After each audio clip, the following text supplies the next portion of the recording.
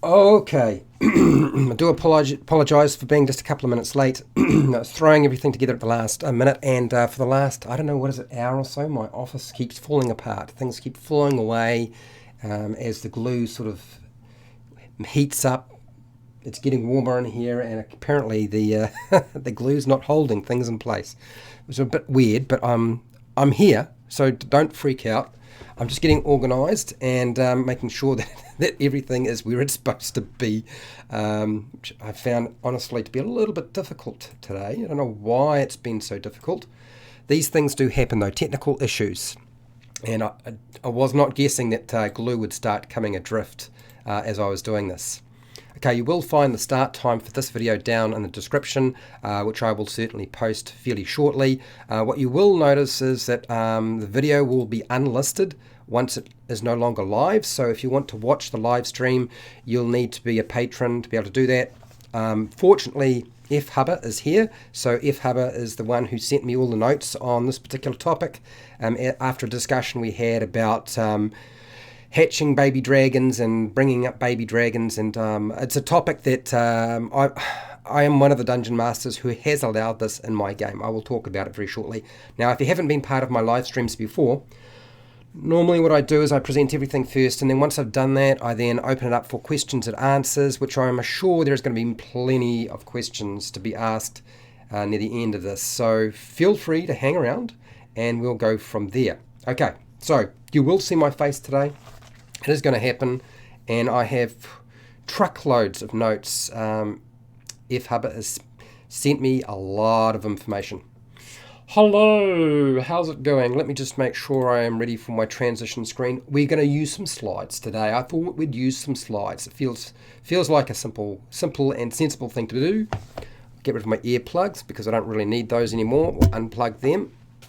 And let us get on with the video. Let's talk about how to hatch that dragon that the players have they've managed to find an egg. They've got themselves an egg, and you've said, yeah, you can do it. So here we go. Let's talk about that. Hi, welcome to HowtoDandD. My name is Fred Wheeler, and today I want to talk about Dungeons and Dragons, and specifically we're going to talk about how do you hatch your baby dragon egg. Now, in Dungeons & Dragons 5e, this is the topic we want. This is the topic I'm going to talk about. And I thought what I would do is I would talk about it from my perspective, but primarily I had a discussion with one of my subscribers, Fred Hubber, and he sent me a whole big list of information via email, which I am going to read to you and go over with you and talk about some of the issues that I found when it came to dealing with having the players have a pet dragon, a pet baby dragon. First, hatching it is one of the most complicated processes. Now, if you are the Dungeon Master, the Dungeon Masters let you finally have that dragon egg. You've managed to get that dragon egg, and it seems viable, and now you want to hatch it. How do you do that? It is a question I asked myself when it happened in my game. And I had a young lady who was adamant that no matter what, she was going to hatch that dragon, and then she was going to have a pet dragon. And I didn't want to blow that out of the water, so I let her have it. It's not something, honestly, that I would do again. If I was running the game, I really wouldn't allow a baby dragon in the party, and for a number of different reasons, but that's beside the point because we're here about how do you do it. So how do you hatch your baby dragon egg in Dungeons & Dragons 5e? Because apparently there are no rules. Yes, you've already looked, you couldn't find anything, you're scouring the internet, and I did the same thing. There are some fairly useful books. They are Dungeons & Dragons 4th edition. I have 2 of them, and they do talk briefly about the topic in terms of how to go about hatching. There's a different way for every single one. So if you were wondering about why there are no rules, I would imagine that the designers for Dungeons & Dragons 5e could only see there being problems with doing this, and therefore they've left that concept out of the rules. So fortunately for everybody else, Fred Hubber has sent me some notes, some emailed notes, which apparently have been taken by Fernalis Guide to Creature Care. I think I've got that pronounced right. Fernalis Guide to Creature Care. I'm sure Fred will correct me if I get it wrong. I know nothing about this resource, so if you want to ask me questions about this resource, I couldn't answer those questions because I have no idea whatsoever. Now, a living baby dragon egg can be sold for about 10,000 gold pieces, probably a lot more, but you have to find the right person. The right person will pay a good a price. It's not something you can just go into any old store and say, look, I've got this dragon egg, can I have 10,000 gold? And then haggle for the price to go up. You're going to have to go and find a special buyer, somebody who has got a very specific reason for having that dragon egg. And the type of people who would want a dragon egg, I would imagine, would have all sorts of ulterior motives, probably not very good ones either, particularly if it's still alive, because they're going to try and hatch it themselves, and then who knows what's going to happen next. You could be doing a deal with the Cult of the Dragon for all you know, and the next thing you wind up with a Dracolich further down the track. Okay, raising a dragon from an egg that you have stolen, because to be honest, chances are that's the only way you're going to get it. It's not like a dragon parent is going to leave their eggs unprotected. And even if they do leave to go and do feeding and so forth, remember, our dragons can survive for a very long time without having to eat and feed. But they will have some sort of guard who looks after them. It might be kobolds, it might be some other creature, it might be drakes, and they will still be protecting those eggs. So you're not going to be able to just grab those eggs because they're just lying there unprotected. They're going to be protected. So taking a dragon egg is pretty difficult. It's not something that you're going to find easy to do. Therefore, you're going to have to think about it really hard if you're going to get that dragon egg. Now, I'm assuming you already have the dragon egg, but it's still going to be very difficult. Dragons are not a pushover. They're going to use smart tactics, and they're probably going to fly and breathe on you, and you are going to die. But beside the point. Now, any egg that is still worth about, like 1,000 gold, it doesn't have to necessarily be alive, but it might not be viable anymore. You might not actually have an egg that you can actually hatch, but it could still be sold for about roughly 1,000 gold. If you have a rotten dragon egg, then it makes a very interesting garden decoration, but it's not really, or ornament, but it's not really going to be worth anything. It's just a curiosity at this point. You're going to have to kill that adult dragon or distract it. And I'm going to say right now, good luck. I think that's a fairly difficult task. And if the dragon eggs are protected by two parents, you are truly sick that you would go to those sorts of lengths to actually get the egg. Because if one of those dragons is alive, or both dragons are still alive when you get the egg, because you've managed to sneak it out of there some way, whether you are, who knows how you've done it, they will hunt you down and find that missing egg. They will search everywhere. That missing egg is not going to be missing for much longer. They will find you. Now remember, dragons have been around a long time, so a lot of dragons may in fact have access to spells like scry and other types of divination spells that allow them to figure out where you are, where the egg went, locate object. Can you imagine? I would imagine that it would not be very difficult for a dragon to use the spell locate object to find their baby dragon egg. Now, it could be the male or the female who are caring for an egg. It just kind of depends. There's no sort of set rule regarding this.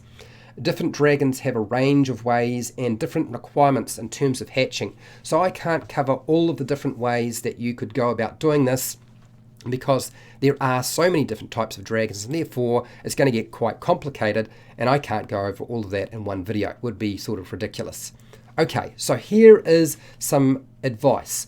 I have a featured channel and a fellow that does really good work in terms of Dungeons and Dragons lore, and I recommend going and checking out AJ Pickett's video on dragon wormlings, because he does cover in a reasonable amount of detail the process and the different ways that dragons might be hatched. He does talk about the wormling and the hatching process, and I would recommend going and checking out his video. You'll find it quite useful. I certainly did. I thought it was quite interesting. Watched it a long time ago, rewatched it just recently. But here are some common things that you might need to have to do to make sure your egg is going to hatch correctly. First off, when I did it in my own game, I insisted that the player had to sit on the egg for a certain number of days or hours per day. And I did not define exactly when it would hatch. I strung it out for as long as I possibly could. Now, this was completely arbitrary on my part, as I was trying to figure out what I was going to do with the player, because I didn't really know if I wanted to have a dragon being hatched in my game. So as the dungeon master, I played it out that way, and it gave me time to think about some of the issues that might need to come up. And I would suggest doing something similar, because the players aren't necessarily going to know how to do this. They might want to make a knowledge check, and you can set some DCs ranging from 5 through to, 30. But the reality is that a lot of this information isn't going to be known. The only people, or should I say the only creatures that would know exactly how to bring up a dragon egg of their particular race or species is the parents themselves. So quite a difficult task.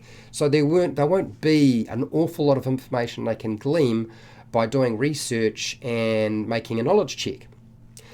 Just one way to deal with that, just to let you know. So give yourself a bit of time to sort of figure out the hoops you're going to have the players jump through, or the hoops you're going to allow them to create themselves, because players will create all sorts of peculiar hoops to jump through, and my player did exactly that, and I played to that as much as I possibly could. Okay, all right. Right, so now we're on to, let's deal with the process. How do we deal with the process of hatching that dragon?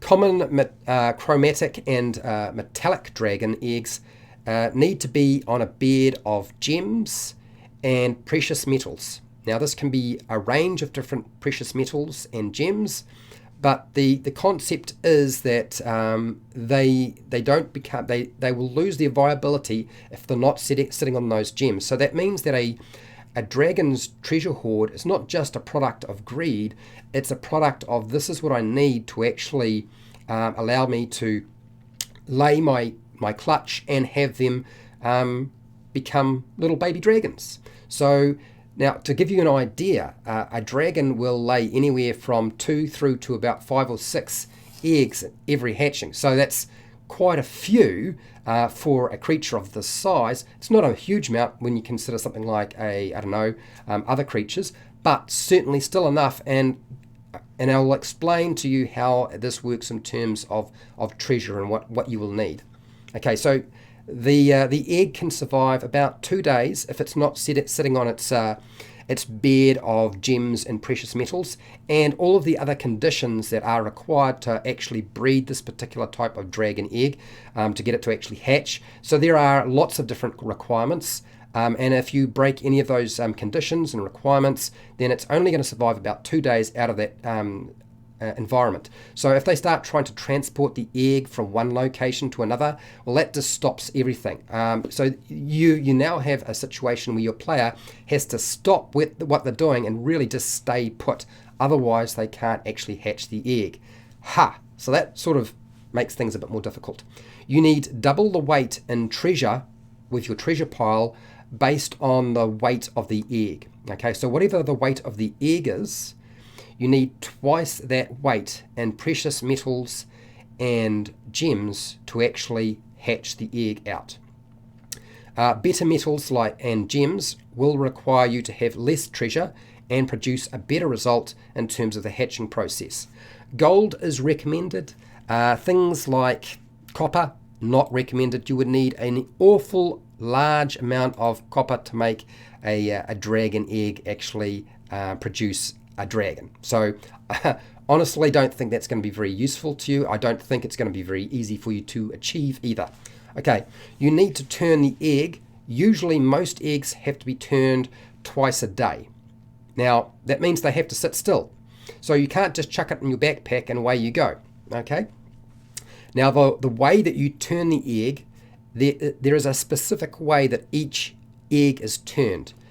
And unfortunately for you and your players, they won't know exactly how to do that.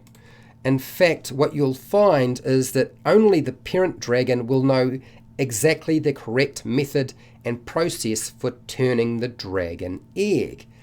So you have to guess, as an adventurer or a hero or a murder hobo, whatever you're currently playing, you'll have to just figure it out and guess, unfortunately. Now, different dragons need different conditions, the environment that they are sitting in. Some dragons need extreme heat, some dragons need extreme cold, other dragons need extreme dry conditions, they might need a poisoned environment, they might need something else.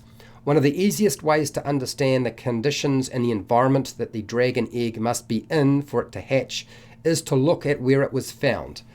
One of the things that you can do to make sure that it's actually going to work for you. Now, with a dragon egg, when it's getting close to actually hatching, what will tend to happen is, like most creatures that are in an egg, is they'll start eating all of the goodness, nutrition that is sitting inside the egg around them. They'll start consuming that when they're ready to actually hatch. They are going to be incredibly hungry when they are released into the world, you might say. So make sure you have a steady supply of food ready for them, because they will need to be fed, and you will be doing a lot of it on a regular basis.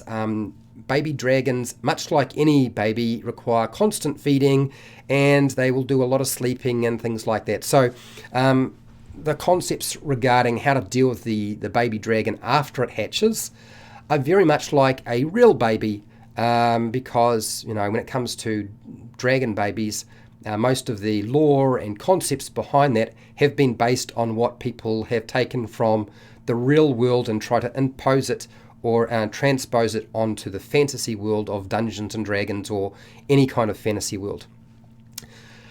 Okay, it can take up to weeks or a month or even more months. It could even take years to actually hatch the egg, and every egg has a different time frame for hatching.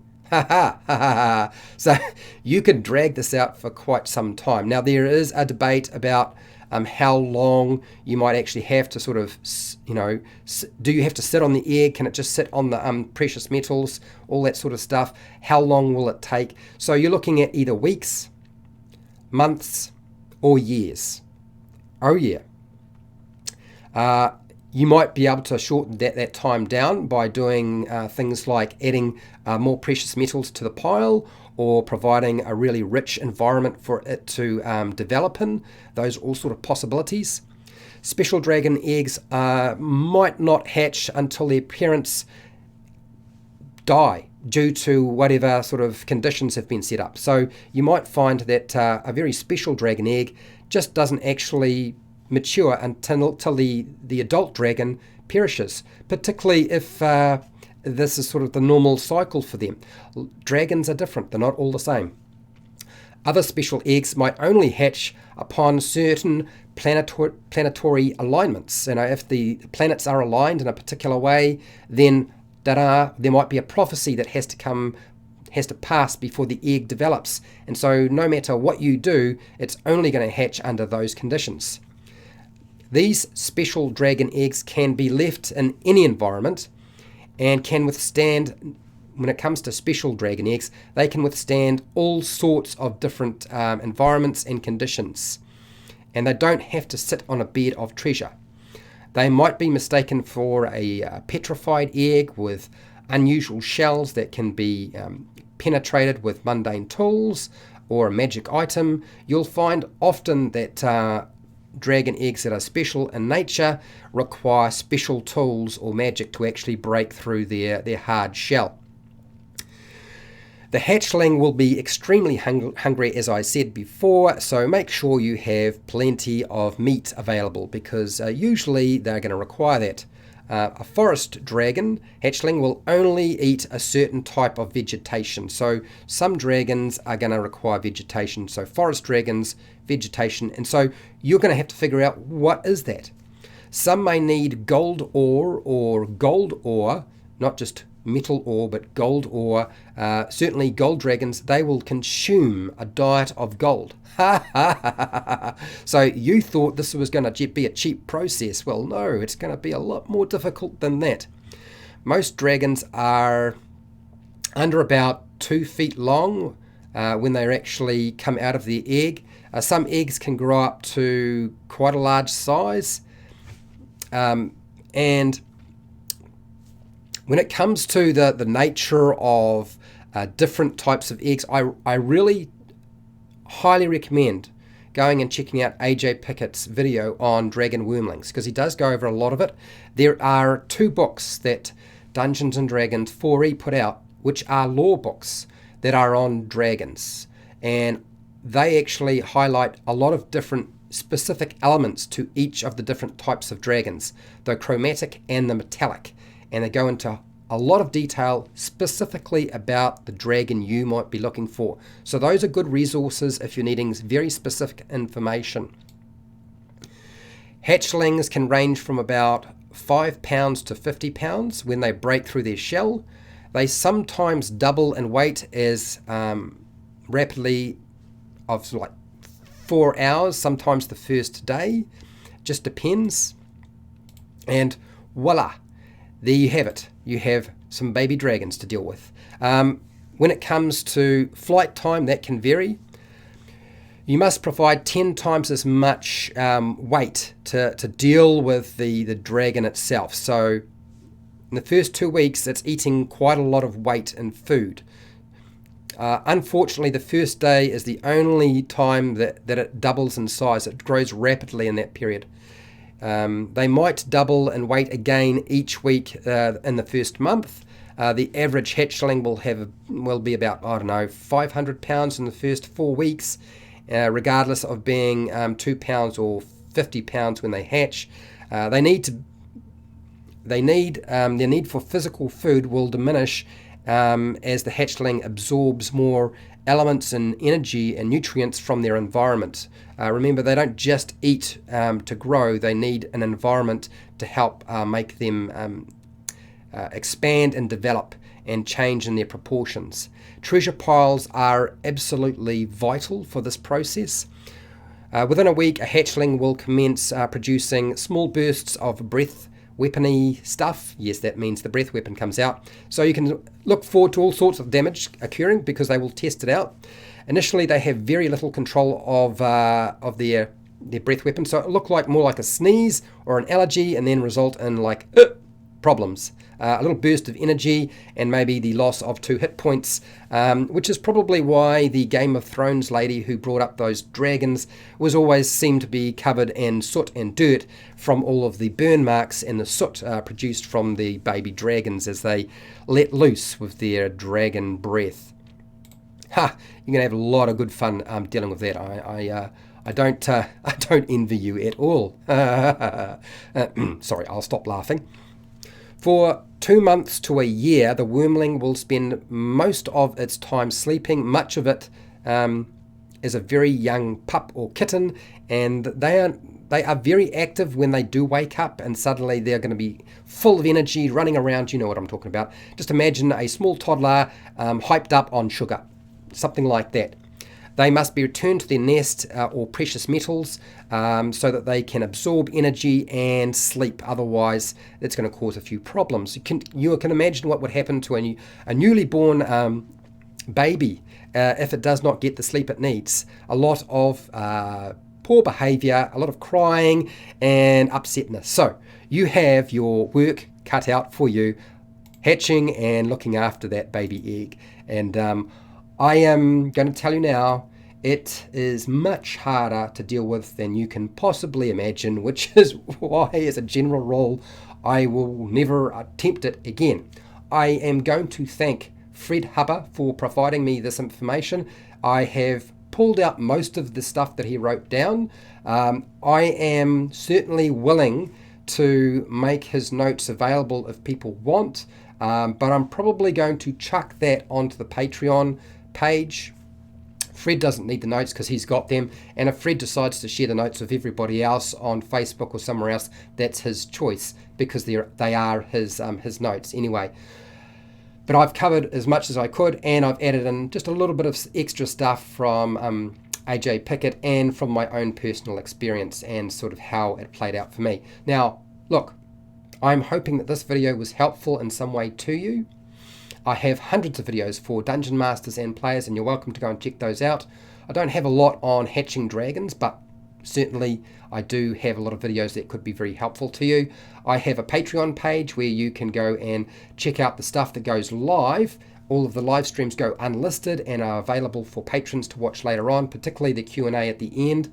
I also have access to exclusive content, and they get priority on the content that I make. I have affiliate links to the book depository and Amazon down below, which you're welcome to go and check out. I also have merchandise, which is, there's a merch shelf down there, and of course it just happens to be a gold dragon holding with its tail a big purple D20 with the words "keep rolling those 20s," because that's my catchphrase apparently.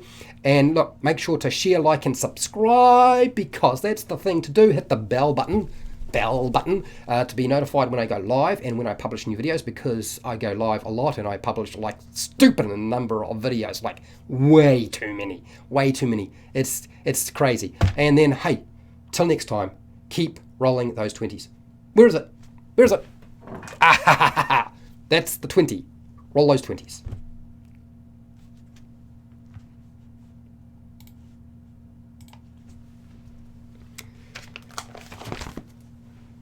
I'm not gone. Fortunately for me, F. Hubbard is in the room, and I would ask questions because he will answer a lot of the questions you might have. I'm just going to grab my second resource,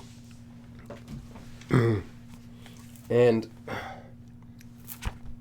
there are so many resources available now with regard to this topic. It's a little bit tricky, and to be honest, I don't think that everything that you get out of this is necessarily going to be something you shouldn't change. I think you should just modify stuff when you think it makes sense. You're a dungeon master. If you're the dungeon master and you're doing this, the chances are you're a dungeon master if you're watching this video. If you're a player and you're watching this video, you're probably going to be taking a lot of this information over to your dungeon master who's getting stuck trying to figure out what to do. Okay, I will be coming back. I'm going to show my face. We will have a discussion. Go hashtag question, or just write your questions in, maybe at Fred, so I know what I need to pick out. I'm going to go through the live stream real fast. I've got another video I need to do today, and I need to do a bit of prep for that, so I can't muck around for too long. But we will go through the Q&A as quickly as possible. All right, so you should have an update of my face. Well, there was an update of my face. No, there we go. Okay, got my face back. Right, I get a person. You don't get a picture, you get a person. All right, let's go through here. Okay, F. Hubbard. Mainly compiled from things I remember from early versions of the game. Yeah, fair enough, because there isn't an awful lot in Dungeons & Dragons 5e that you can pull out and use. But there is quite a bit in Dungeons & Dragons 4e, as I said. Well, I mean, I feel like the more you add, the more complicated you make it, the harder things could possibly be. So, okay, so F. Hubbard has provided the Google document, so we're going to show that so people can see it. There's the Google document link. I've just made that available for those people who want to grab it. Make sure you grab it now, because you won't be able to get it later on. So make sure you copy and paste the Google document that F. Hubbard created, that he sent me via email. You need to do that now. If you don't, it won't be available later on unless you're a patron. Okay, F. Hubbard, it's both simpler and more complex. Oh, okay. Do you need a maiden to hatch a dragon or something?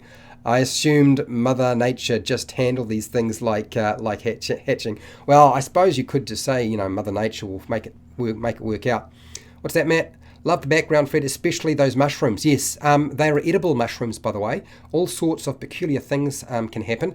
You can grow extra limbs. You may actually transform into something else. Some of those mushrooms are actually likely to turn you into a mushroom. And you will be in the dark. And you're going to be fed SHIT, one of those things. Yeah. But yeah, the backgrounds have been working out well. Who would have guessed? Is that a green screen? Or is that a tapestry? Ha, ha, ha, ha, ha. Looks pretty good to me. I think it works fine. And I don't have to worry about lights. I don't have enough space for lights and green screens anyway. And it would chew up a lot of other resources. Okay, moving along. We've got to get through this chat, don't we? As the sweet hog would say, sit on it. Yes, that's right, sit on it. Hi, Darren, how's it going? Finals is the name of a Druid character I started, so I am giving her credit for the document. Fair enough. Yes, the Druid would probably know a lot more than we would.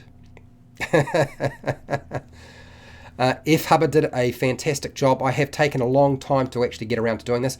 Toric, is it Toric? I apologise. Here's your question though. How long would it take to hatch a dragon egg? Like I said, it can take weeks, months, or years. It just depends, or even centuries. We've covered that question pretty well. So, and I think F. Hub is answering these questions as we go through anyway, as we did the video. So he's already explained all of that, which is excellent. I couldn't find any two sources that agreed. No, and to be honest, I don't think that it's that clear cut. Certainly, if you have a look at the Dungeons and Dragons 4e source books, because all they're full of is just dragon lore. There's a few encounters in here, but most of it is just dragon lore. It certainly will give you some advice, but yeah, nothing will actually match up. I certainly don't think that's a question we can be hugely, the Draconicon. God, jeez. Yes, that's right. There's two of them, so you can certainly use them. One for the chromatic and one for the metallic. The good dragons and the bad dragons. Okay, different prices for different eggs, different wormlings once they hatch. Yes, all that sort of stuff. These are things you as a dungeon master can sort out. How rare are your dragons in your universe, Fred? They are as rare and as prevalent as they have to be. And I don't actually have a Dungeons and Dragons universe as such. So for those of you who want to know a little bit about how I like to see my games run out, I tend to run my games as written if it's running from a pre-made adventure, but I do add things in. And I realize that one of the things I tend to add are NPCs and characters, but a lot of the lore and the mythology and stuff I take from Greek mythology. So I guess my world is more like that world than anything else. It's the one that I am drawn to the most, which isn't really my own creation, but it's something that it's very easy. I mean, if you explain to somebody it's the world of the Lord of the Rings or Tolkien's world, we're dealing with the Shah and so forth, people understand that. But if you start saying it's the world of ancient Greece and their mythology, people get that. Okay, more people understand that than they would understand the lore and world of Tolkien, which is why I tend to fall back on that, because it is really where everything got pulled from.